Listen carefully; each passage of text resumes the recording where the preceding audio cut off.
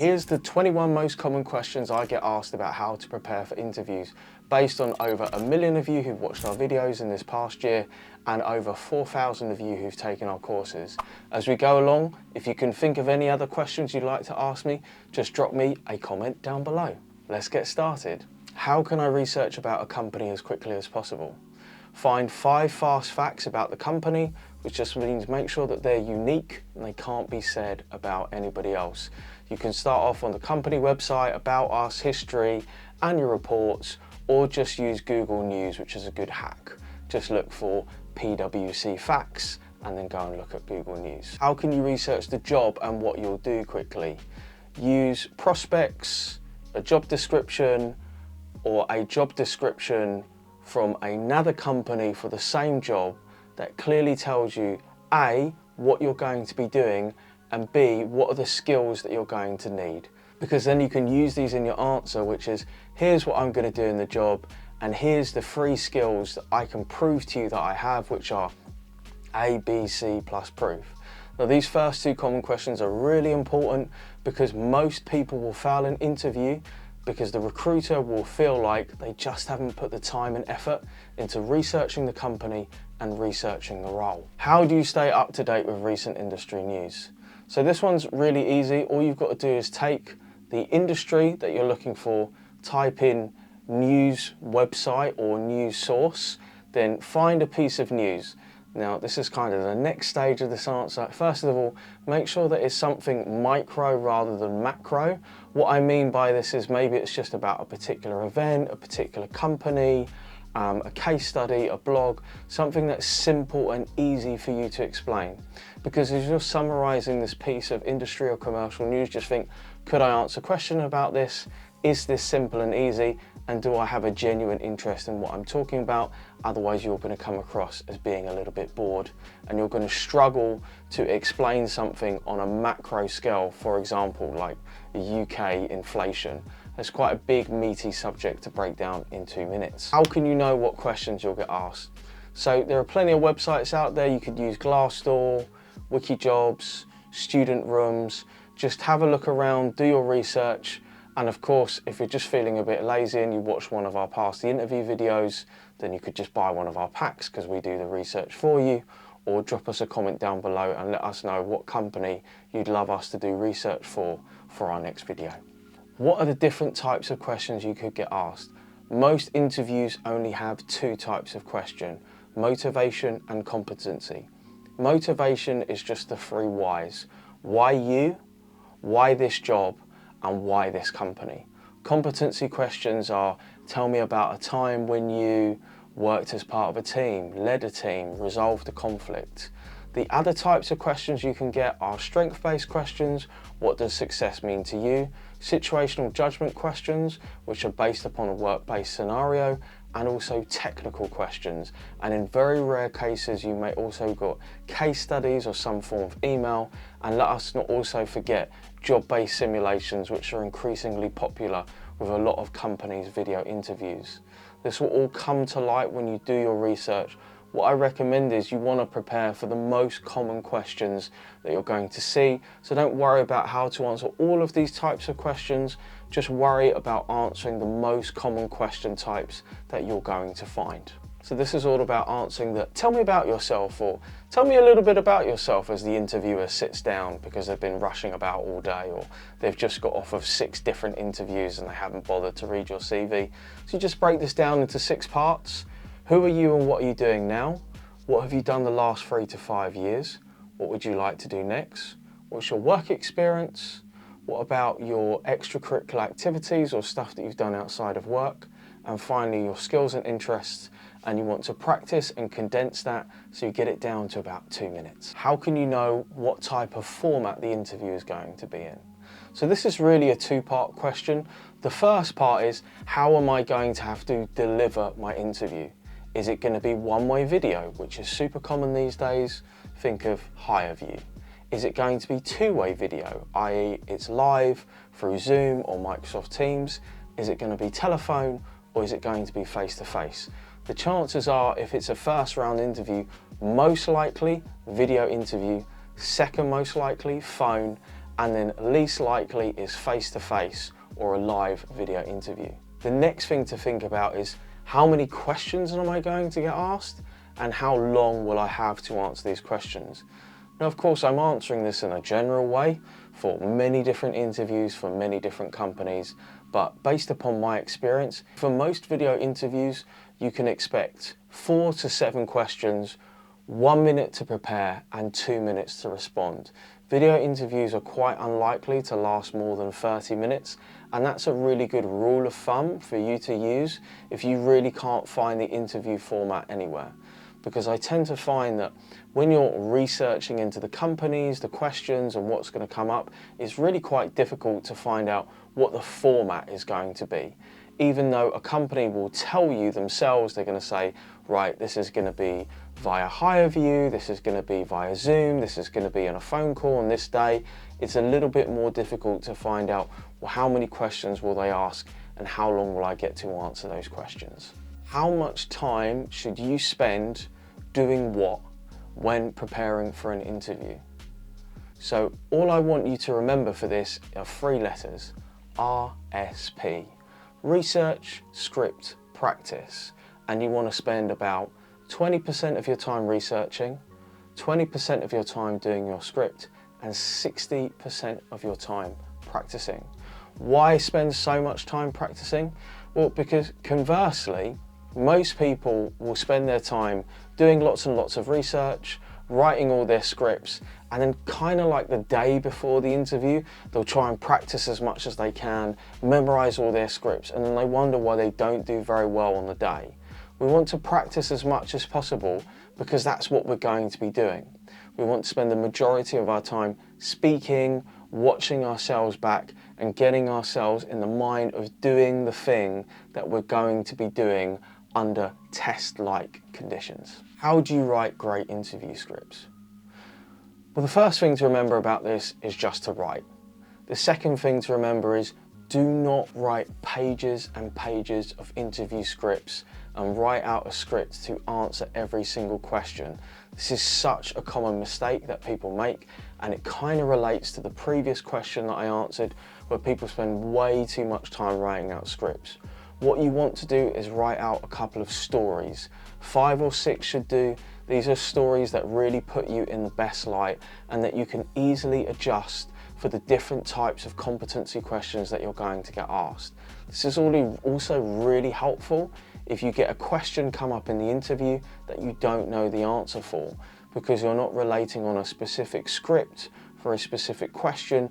You just have these bank of stories that you can use. And if you're wondering, how do I choose these stories? Well, they should be related to some form of work. If you don't have any work experience, related to something outside of studies. If you don't have any experience outside of that, then related to studies.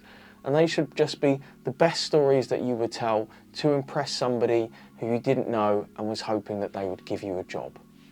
What stories should you use in your interview scripts? So ideally, you're applying for a job, so you're going to want to use stories which are based upon working, being paid to do something. If you don't have any work experience, then use something from an extracurricular activity, a club, a society, volunteering, something outside of studies, and if not, just use something based upon your studies. If you're thinking, well, I don't really know what stories are good, what stories are bad, which one should I use? Just do the first thing that comes to mind. Visualize a scenario where you've met somebody who you really admire, who you would love to work for or work with. They've just kind of sat down and said, so tell me a little bit about yourself. So what do you do? And you just want to knock out a couple of stories that you feel are really going to showcase your skills, your talent, and who you are. Does it matter if you repeat the same stories in your scripts? Absolutely not. If you had had the same job for 10 years and then you changed jobs, you'd obviously talk about the same job over and over again, right? There's this really weird thing that I've come across where people think that for every question they need to have a different story. And the truth is, if you're only going to get 4 to 7 questions and you have 5 or 6 stories, then you might repeat a story once or twice, and there'll be probably different angles to that story, different experiences within that story. So you might have a story about being a student, But within that period of time, you'll have hundreds of stories about the things that you've done, learned, achieved. So of course you can use the same story. It doesn't have to be a different story every time, because that's really tiring to do and anybody would find that difficult. So make it easy for yourself. What's the best formula for answering interview questions? Now, the most common question that you're going to get are competency or skill-based questions, and you're going to want to use STAR, which is situation, task, action, result. Now, the most important thing to take away from this is that at least 70% of your answers should be based around the action. Situation, 10%. Where were you, when was it? Task, what is it that you had to do? Another 10%, maybe 15%. Action, 70%. What did you do to make sure that that thing got done? And result, 5%. What is the measurable that you can show me to demonstrate that the task was successfully done? What's the best way to check your scripts to make sure that they're readable and they're not full of SPG mistakes? So like I said to you, you don't want to spend a ton of time obsessing over your scripts. Yes, of course, you could use something like ChatGPT, Bard, or whatever AI writing software it is that you may have found yourself using, but I'm going to recommend two really simple tools. One that you probably wouldn't have heard of, which is called Hemingway app. It's something that I use a lot when I'm writing. It's really good for readability. What Hemingway app basically does is that it will say to you which of your sentences are hard to read, which of them could be broken down, and it will also tell you the reading level that your text is at. And ideally, you're looking for grade 3 or grade 4, which is the American education system. You basically want to aim your text and your answer at the level of a 10 or 11-year-old. The average reading complexity of most text in the modern world, particularly if you see stuff in advertising and newspapers and general mass media, is actually aimed at a 10-year-old. The other app that I highly recommend is Grammarly, which is a brilliant app for spelling, punctuation and grammar, and also has a great AI tool that you can use to check and modify your words and your language. And of course, all this is above and beyond just basic spell check. How can you sound confident and not robotic when you're reading out your scripts? So listen very carefully. Confidence comes from repetition. The more that you repeat something, the better that you're going to get. So often when people say to me that they sound robotic or they're nervous or anxious, I generally know that they've just not had enough practice. So the secret to not sounding robotic is, first of all, you don't just want to read straight away from your script, because most people sound robotic about this anyway. A lot of people who ask me this question don't have English as a first language, and they'll think it's something wrong with their English oral ability, when really it's got nothing to do with that. It's just, you're going to sound boring if you're just reading straight from a script. And just remember, the more you practice, the better that you'll get, which means you can't sit there and obsess about your script. You're going to have to be speaking out loud more and more, and you will sound more natural. How can you shorten your interview scripts once you've written them? Okay, so say that you've written out an interview script for a 2-minute answer, which is 200 words, and then you start to practice your answer. Some parts of your answer are just going to come to mind really easily, and some you're going to struggle to remember.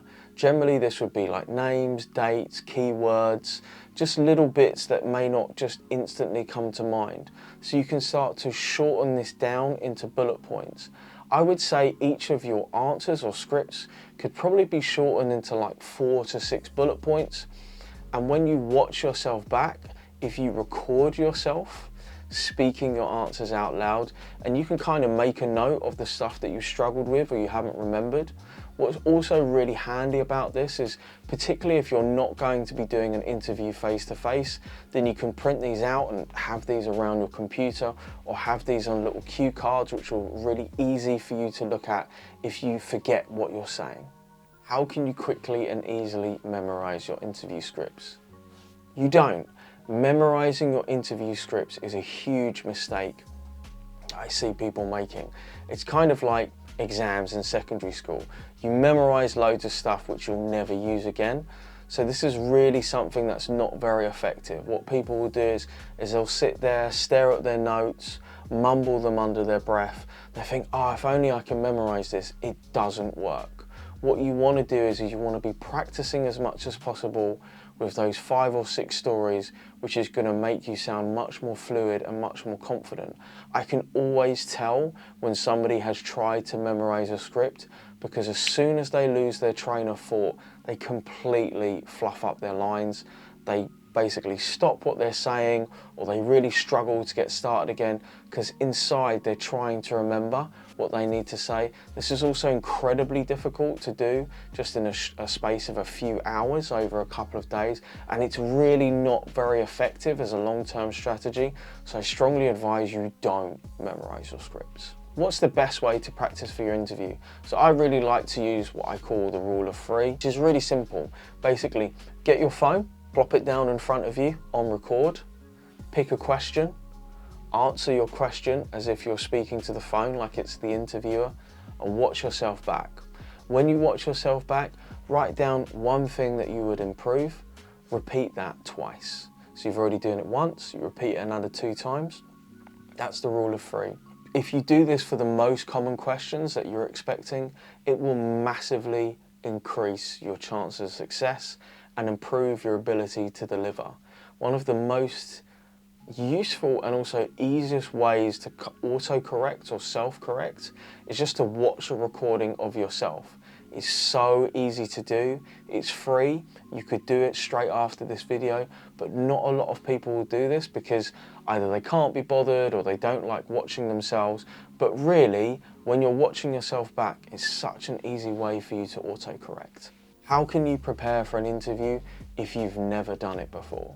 So some of you watching this video may have never had an interview or never had the type of interview that you're going to do.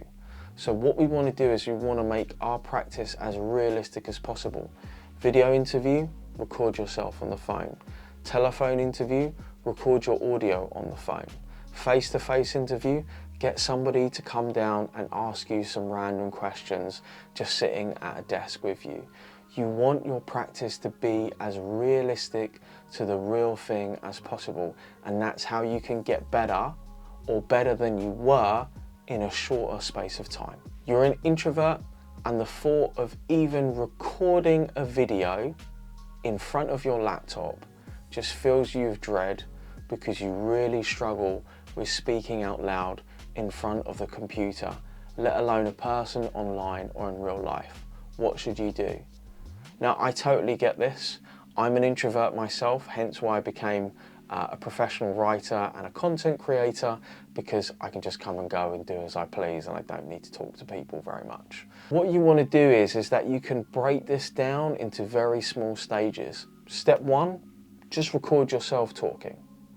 Step 2, talk in front of the mirror and try and maintain eye contact with yourself.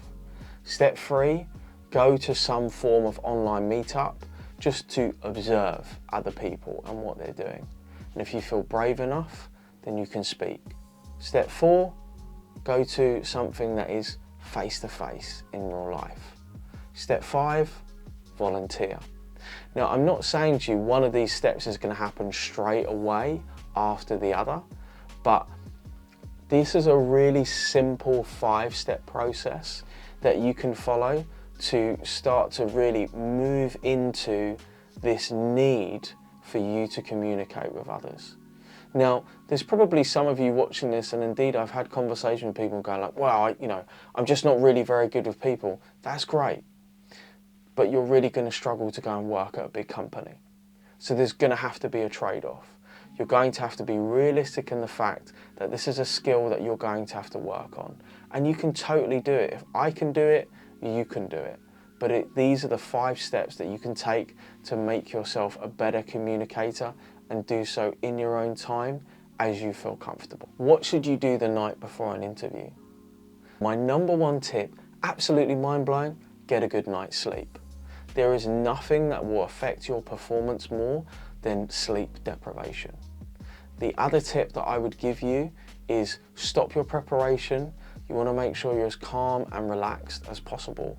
And if your interview is actually face-to-face and you have to travel more than an hour, then I recommend you go and find a cheap hotel like a Travelodge or Premier Inn if you're in the UK, and just remove that travel anxiety. Be closer to the venue, as close as you can be, so you can wake up in the morning and be like, let's go.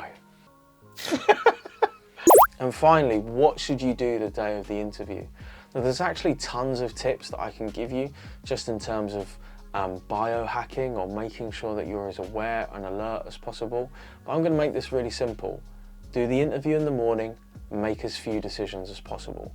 You want to be as fresh and alert as you possibly can be. You have to imagine that you are going for an interview for your dream job. This is the opportunity that you've been waiting for. So put away the phone, don't worry about the email, and make sure that you're as fresh as you can be for when you take your interview in the morning. I actually had 10 more questions that I was going to cover, which are based around what to do during the interview and what to do after the interview. If you'd like to see that video, drop me a comment down below with the comment answer and I'll make sure to make that. Meanwhile, why not watch this next video to make sure you crush your personal introduction with this 6-step explanation for how to answer "Tell me about yourself."